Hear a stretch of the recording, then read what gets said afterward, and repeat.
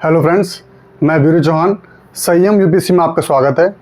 जैसे कि आपने देखा होगा, हमारे जो विदेश मंत्री हैं वो और जो वहाँ के विदेश मंत्री हैं चाइना के, उन दोनों की आपस में नई दिल्ली में बैठक हुई है। और उस बैठक के बहुत सकारात्मक निर्णय आए हैं। उनके संकेत जो मिले हैं वो ऐसे मिले हैं कि हमें अभी भारत को उर्वरक मतलब फर्टिलाइजर्स होते हैं और रेयर अर्थ मैग्नेट्स और रेयर अर्थ एलिमेंट्स भी बोलते हैं ऐसे, कि आपूर्ति फिर से शुरू करेगा कौन? चीन। तो चीन क्या है? भंडार इन चीज़ों के लिए, और चीन से हम बहुत ज़्यादा निर्भर हैं इन चीज़ों के लिए। चीन के लिए रेयर अर्थ एलिमेंट, इसके लिए दुनिया इस पर निर्भर है। ठीक है, तो आगे पढ़ेंगे, आपको एक डेटा बढ़िया मिलेगा, आपके डेटा बहुत काम आएगा और बहुत ज़रूरी भी है। आपको पता मिलेगा कि चीन हमने संकेत क्यों दिए हैं और हमने ऐसी क्यों बात की है वार्तालाप। और देखिए, कभी भी राजनीति में कोई भी विचार या कोई भी लड़ाई स्थायी नहीं होती, वो चेंज होते रहते हैं समय काल परिस्थिति के अनुसार। और अगर कोई देश हित की बात कर रहा है तब भी ये विचार ऐसे चेंज होते रहते हैं, ऐसी लड़ाइयाँ चेंज होती रहती हैं। मोदी जी की कोई जिस उनसे चाइना के जो राष्ट्रपति हैं उससे पर्सनल कोई लड़ाई नहीं है, देश के एक दूसरे के लिए आपस में एक दो नीतियाँ बनाते हैं, उसकी वजह से खींचातानी हो जाती है। जब लगता है कि एक दूसरे की जरूरत है तब एक साथ हो जाते हैं। ऐसे दुनिया में होता है, ऐसे ज़्यादातर चीज़ों में होता ही है। ठीक है, तो देखते हैं इसके बारे में, पढ़ते हैं। चीन के विदेश मंत्री वांग यी ने बैठक के दौरान जयशंकर को दिया आश्वासन। क्या बोला है भारत को? अब जो मैंने बताया वही, उसका देखते हैं इसमें क्या लिखा गया है, इसका हम जानते हैं फिर देखते हैं। चीन ने भारत की 3 प्रमुख आर्थिक मांगों पर सकारात्मक कदम उठाने का आश्वासन दिया है। कौन सी हमारी 3 प्रमुख, कौन से आर्थिक मांगे हैं? ठीक है, ऐसा नहीं कि हम कोई अभी हमारी कोई, और हमारे जो अजीत डोभाल थे वो भी गए हैं, ठीक है, उन्होंने भी बात करी है वहाँ पे जाके चीन में। तो वो किसके लिए हो रही है? वो हमारी किसके लिए? सुरक्षा समझौते के लिए, वो हमारे जो बॉर्डर से उनकी बात हो रही है। ठीक है, उस पर बात देखते हैं क्या आती है। इनमें उर्वरक आपूर्ति में आ रही बाधाओं को समाप्त करना, रेयर अर्थ मैग्नेट और आपूर्ति बहाल करना, और इंफ्रास्ट्रक्चर परियोजनाओं के लिए जरूरी टनल बोरिंग मशीन। देखिए 3 चीज़ हमारे पास क्या क्या है। एक तो उर्वरक आपूर्ति, ये हम किस पे? चीन से। देखना बहुत चीज़ें बहुत जरूरी हैं, कितना इम्पैक्ट पड़ता चीज़ों का। उसके बाद ठीक है, रेयर अर्थ मैग्नेट, इसमें क्या है? Rare earth magnet. ठीक, उसके बाद क्या बोला गया? Boring machine, tunnel boring machine.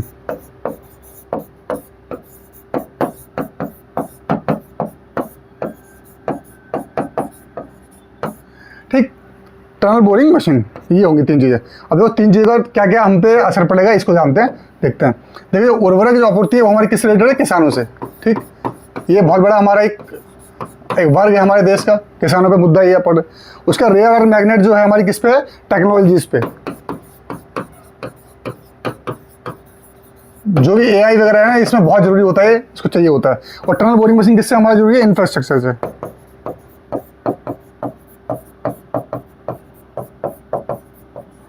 ठीक है, इनका बेताज वास्ता कौन है? चीन, एक तरीके से।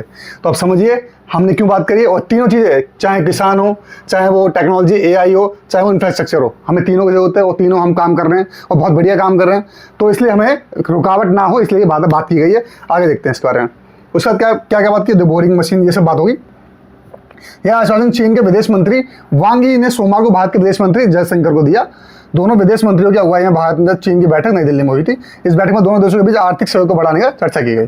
अमेरिका के ट्रंप प्रशासन द्वारा अप्रैल 2025 में चीन में भारत समेत कई देशों के आयात पर रोक लगाने के लिए निर्णय के बाद चीन ने अपनी निर्यात कठोर की है। देखिए चीन ने सबसे पहले रेयर अर्थ मैग्नेट और अन्य दुर्बल धातुओं को निर्यात पर पाबंदी लगाई। देखिए इंडिया के साथ उसका कोई मतभेद नहीं था। जब अमेरिका ने टैरिफ लगाया चीन पर, तो चीन ने भी अपनी चीज़ों को टैरिफ लगाने में मजबूर करना पड़ा। तो उसने महंगी हुई, तो हमारे लिए भी ऐसी समस्याएं चालू होगी। बात भारी मशीनरी के निर्यात को भी सीमित कर दिया था। इस दौरान उर्वरक निर्यात को लेकर भी चीन के अपने निर्यातों को हतोत्साहित करना शुरू कर दिया था। इसका सबसे अधिक प्रभाव भारत पर पड़ा। भारत की ऑटोमोबाइल कंपनियां रेयर अर्थ मैग्नेट की आपूर्ति के लिए पूरी तरह से चीन पर निर्भर है, ऑटोमोबाइल्स कंपनी। ठीक, इस तरह से भारत में काफी तेजी से टनल यानी सुरंग खुदाई आदि का काम चल रहा है, जो सड़कें, हवाई अड्डे, ओवरब्रिज आदि से जुड़ी परियोजनाओं का हिस्सा है। इन ढांचागत परियोजनाओं के लिए भारी मशीनरी की जरूरत होती है। इनकी आपूर्ति बाधित होने से ढांचागत परियोजना लगातार प्रभाव पड़ते हैं। भारत लगातार चीन से आग्रह कर रहा था कि इनको उत्पादों क्या किया जाए, आपूर्ति को बाधित ना किया जाए। ताइवान पर नहीं बदली बात। देखिए इंडिया क्या बोलता है, अब क्या बोलते हैं। भारत ने स्पष्ट किया कि ताइवान को लेकर उसकी नीति में कोई बदलाव नहीं है। यह स्पष्टीकरण तब आया जब चीनी विदेश मंत्री वांग यी और विदेश मंत्री जयशंकर की मुलाकात के बाद चीन की ओर से बयान कहा गया कि भारत ने ताइवान को चीन का हिस्सा मान लिया है। ठीक, विदेश मंत्रालय के सूत्रों ने कहा ताइवान को लेकर हमारी नीति नहीं बदली है। हम बताना चाहते हैं कि भारत ताइवान के साथ आर्थिक, तकनीकी और सांस्कृतिक संबंध रखता है। भारत इसे आगे भी जारी रखना चाहता है। भारत आधिकारिक रूप से मानता है कि चीन की सरकार पूरे चीन का प्रतिनिधित्व करती है और ताइवान भी चीन का हिस्सा है। तो ये दोनों बातें एक ही हुई लगभग, ठीक, ये बात। उसका जो बात है वो देखते हैं, आगे देखते हैं। देखिए, ये आपको पता लगेगा कि तकनीकी प्रगति के लिए अहम है rare earth elements. Rare earth elements को होते हैं रेयर अर्थ एलिमेंट्स, RE जैसे बोलते हैं, बहुत इंपॉर्टेंट है। इससे पेपर भी आता है और UPSC में भी आ चुका है, प्री में भी आ चुका है क्वेश्चन इसमें, ठीक है। तो इसको जानते हैं क्या है रेयर अर्थ एलिमेंट। हम चीन पर क्यों निर्भर है? अमेरिका से बढ़ते व्यापारिक गतिरोध के बीच चीन ने भारत को बड़ी राहत देते हुए रेयर अर्थ मिनरल्स और कुछ उर्वरकों पर लगाई रोक हटाने का संकेत दिया है। इससे भारत चीन के आयात कर पाएगा, मतलब हम ले सकते हैं। आइए जानते हैं क्या है रेयर अर्थ एलिमेंट और ये भारत के लिए क्यों महत्वपूर्ण है। देखिए क्या है RE। रेयर अर्थ एलिमेंट 17 विशेष रासायनिक तत्वों का समूह है, जिसमें क्या 17 विशेष रासायनिक तत्व, केमिकल जो होते हैं एलिमेंट्स वो, जिनमें लैंथनम, सीरियम, नियोडीनियम, प्रोसियोडियम और इट्रियम, ये सारे सुने भी नहीं होंगे, ठीक है। तो ये सारे हैं, इसे बोलते हैं रेयर अर्थ एलिमेंट्स, वो हर जगह मिलते नहीं हैं। जैसे तत्व शामिल हैं, इन्हें रेयर या दुर्लभ मतलब बहुत मुश्किल से मिलते हैं, इसलिए कहा जाता है क्योंकि इनका खनन और परिष्करण इनका करना क्या जटिल और महंगा है। इनको निकालना भी और उनको प्यूरिफाई वैसे निकाल के दिखाना भी कि ये क्या एलिमेंट है, उसको दिखाना, उनको अलग अलग करना भी बहुत मुश्किल है, ठीक। इसमें क्या बहुत पैसा भी लगता है। चीन का दबदबा, आप देखिए ये बहुत इंपॉर्टेंट है। चीन का दबदबा कैसे है आप देखोगे तो आपको पता लगेगा चीन का दबदबा किस मायने में है, ठीक है, आपको पता लगेगा। अब देखते हैं इसमें चीन का दबदबा कैसे। देखिए, चीन के पास दुनिया के सबसे बड़े रेयर अर्थ एलिमेंट का भंडार है, सबसे बड़े दुनिया के। रेयर अर्थ एलिमेंट के खनन में चीन की हिस्सेदारी लगभग 60 से 70% है, जबकि अमेरिका की हिस्सेदारी लगभग 12 से 15% है, किसमें, खनन में, ठीक। उसके बाद वैश्विक भंडार में चीन की हिस्सेदारी लगभग, जो वैश्विक भंडार हैं, जो ग्लोबल जो भंडार होते हैं, उनमें 37% और अमेरिका की हिस्सेदारी सिर्फ 1.5%। 37 और 1.5 अंतर देखिए, ये दर्शाता है कि दोनों में अपने देशों भंडार की तुलना में अधिक।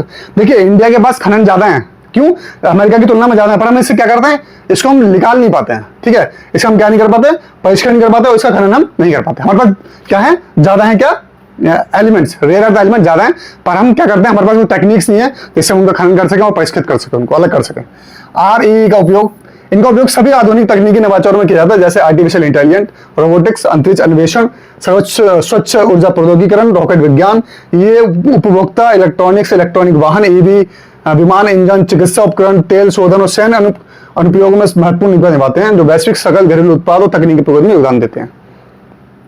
उसका भारत के RE का महत्व, आधुनिक तकनीकों के लिए RE अत्यंत महत्वपूर्ण है। ये उत्पादन के विभिन्न चरणों में महत्वपूर्ण इनपुट देता है, इसलिए RE भारत के तकनीकी और आर्थिक विकास के लिए अत्यंत जरूरी है। भारत में RE क्या है, देखें कितने हमारे पास है। भारत में पर्याप्त मात्रा में RE मौजूद है। वैश्विक भंडारों में भारत की हिस्सेदारी 6.27 है। देखिए, इसकी कितनी है, 37 चीन की, अमेरिका कितनी है 1.5, ठीक, और हमारी कितनी है 6.2, ठीक। ये है, लेकिन खनन में इसकी हिस्सेदारी 0.8% तक सीमित है। हम खनन कितने कर पाते हैं, 0.8%, ठीक। खनन और प्रोसेसिंग में कमी के कारण भारत चीन पर निर्भर है। भारत में खनन और प्रोसेसिंग बढ़ाने के लिए कदम उठाए जा रहे हैं। उर्वरकों पर निर्भरता, अब जो फर्टिलाइजर उनमें कैसे निर्भर है। सरकारी आंकड़ों के अनुसार भारत में चालू वित्त वर्ष में फरवरी तक चीन से 8.4 lakh ton di ammonium phosphate, DAP से कहते हैं, उर्वरक का आयात किया। इस अवधि में भारत के कुल 44.9 लाख टन DAP आयात, चीन में आयात 19.17% है। पिछले वित्त वर्ष में भारत के कुल 15.67 लाख टन DAP आयात में चीन का योगदान 22.8 लाख टन या लगभग 40% रहा। यूरिया के बाद भारत में DAP दूसरा सबसे ज्यादा इस्तेमाल करने वाला उर्वरक है। चीन द्वारा हाल ही के विशेष उर्वरकों के निर्यात में रोक लगाने में भारत पर गहरा असर पड़ा है, ठीक। अब देखते हैं, थोड़ा जान लेते हैं उर्वरक के बारे में। देखिए, ये सारे वही हैं जो मैंने बताए थे। देखिए, कैरियम ऑक्साइड और जोलियम ऑक्साइड, ठीक है, जितने भी रेयर एलिमेंट है चीन के पास कितने बड़ी हिस्सेदारी है उसकी, 60-70%, इसमें खनन में। उसके पास है कितना भंडार, 37%, याद रखना। उसका नाम पड़ता है DAP के बारे में। DAP ये क्या है, यूरिया के बाद सबसे ज्यादा फर्टिलाइजर यूज होता है, वो उसे कहते हैं डायमोनियम फॉस्फेट। डायमोनियम फॉस्फेट देखिए क्या है, it is widely used fertiliser containing both nitrogen और फॉस्फोरस में दोनों होते हैं। Two essential macronutrients for plant का मतलब दोनों जरूरी किस लिए, प्लांट की ग्रोथ के लिए। Specifically DAP fertiliser typically contain 18% nitrogen और 46% क्या इसमें, फॉस्फोरस। 18% कितना है, नाइट्रोजन है, और 46% क्या इसमें, फॉस्फेट है। और किसके लिए जरूरी है? प्लांट की ग्रोथ के लिए। प्लांट की ग्रोथ नहीं होगी तो सोचो क्या होगा। और ये हमें क्यों चाहिए? तो हमें क्या, और डीएपी किसके पास है? चीन से हम निर्भर करते हैं। न्यूट्रिएंट कंटेंट देखा, DAP is concentrated phosphate based fertilizer providing a significant amount of phosphorus along with a considerable amount of nitrogen। ठीक है। Role in plant growth, phosphorus is crucial for role development और root development, sorry root development. Phosphorus क्या करता है? Root को development करता है, early seeding growth and flowering, while nitrogen supports overall plant growth and protein synthesis. ठीक है, ये सब काम करता है। अर्ली सीडिंग ग्रोथ जो भी है वो क्या करता है? फॉस्फोरस करता है। फ्लावरिंग जो उसमें फूल आते हैं उसके टाइम पे भी। और एप्लीकेशन क्या है? DAP often use as a basal dose, मतलब अप्लाइड बिफोर ड्यूरिंग प्लांटिंग, मतलब उससे पहले यूज कर लिया जाता है। To provide a strong start crop particular for phosphorate demanding plants, जो फॉस्फोरस के डिमांड करते हैं उनके लिए ये यूज किया जाता है। तो ये हमारा आज का सेशन था, बहुत अच्छा सेशन, और जिसमें बहुत कुछ सीखने को मिलेगा, जैसे जानने को मिलेगा कि क्या होता है रेयर अर्थ एलिमेंट, क्या होता है डीएपी, कैसे निर्भर हम चीन पे। आपको क्या लगता है जितनी भी बैठकें होती हैं वो ऐसे होती हैं? देश किस चीज में पिछड़ रहा है या देश किस चीज से ले सकता है, कोई किसी देश से, या किसी को दे सकता है? देखो अब देना, ये नहीं कि लेना जरूरी है, अब देना भी जरूरी है। आप पे सरप्लस हो जाएगा, बेकार हो जाएगा, आपके देश में काम नहीं आएगा तो वो बेकार है, यूजलेस है। तो इसलिए देखो विदेश की कंपनियां क्यों टेक्नोलॉजी एप्पल बना क्यों बेचती है? वो लोग नहीं है, यहाँ लोग ज्यादा है इसलिए एप्पल बना के यहाँ बेचते हैं, इसलिए उनका काम चलता रहता है। अगर वो एप्पल बना के ना किसी को बेचे अपने देश में तो क्या यूज करेंगे? कितने लोग यूज कर लेंगे? जनसंख्या है ही कहाँ। तो ये भी जरूरी है कि आपका जो बनता है वो दूसरे को देना भी है। पर ऐसा भी है कि डीएपी जो चीज है, डीएपी दुनिया में सब मांग रहे हैं। क्यों? सब क्या पेड़ पौधे उगाए जाएंगे, सबको चाहिए। जो रेयर अर्थ दुनिया में सब मांग रहे हैं, सब एआई पे काम कर रहे हैं, सब लोग रोबोटिक्स पे काम कर रहे हैं, तो इसलिए जरूरी होता है। और जो क्या नाम है, जो बोरिंग मशीन है, जो टनल बोरिंग मशीन है, वो भी सब इंफ्रास्ट्रक्चर दुनिया में काम चल रहा है, सब लोग इंफ्रास्ट्रक्चर पे काम कर रहे हैं, तो वो भी चाहिए होगी। तो इसमें हमें चीन के इसलिए बात करनी पड़ी। और देखिए देश काल परिस्थिति में देश के लिए जो नेता अपना ऐसे सर्विस लुटाए तो वो नेता अच्छा है। तो ऐसा नहीं होगा, ईगो लेके नहीं बैठ सकते, या पर्सनल एक दो इंसान के साथ ही ऐसा ईगो लेके बैठ सकते। मुझसे कोई जिंदगी की बात नहीं करूंगा भाई, देश के नेता में। और राजनीति तो बिल्कुल नहीं होता, राजनीति में ऐसा होता है मैं इसके पार्टी में नहीं जाऊंगा, इससे बिल्कुल बात नहीं करूंगा। और देश में भी ऐसा नहीं होता कि मैं इस देश से कभी बात नहीं करूंगा। हम लोग पाकिस्तान से बात करने लग जाएंगे, पाकिस्तान आतंकवाद छोड़ देगा और क्या नाम है कुछ काम, तो हमें उससे जो लेना देना वो कर लेंगे। जैसे हम रूस से क्या नाम है, उससे अमेरिका से नहीं कर रहे, अमेरिका कम खतरनाक है क्या? चीन से नहीं कर रहे अब क्या? चीन कम खतरनाक है? तो इसलिए कुछ भी ऐसा स्थायी नहीं होता है इसमें। तो इस वीडियो को साफ करते हैं, तब तक खुश रहिए, स्वस्थ रहिए। जय हिंद, जय भारत।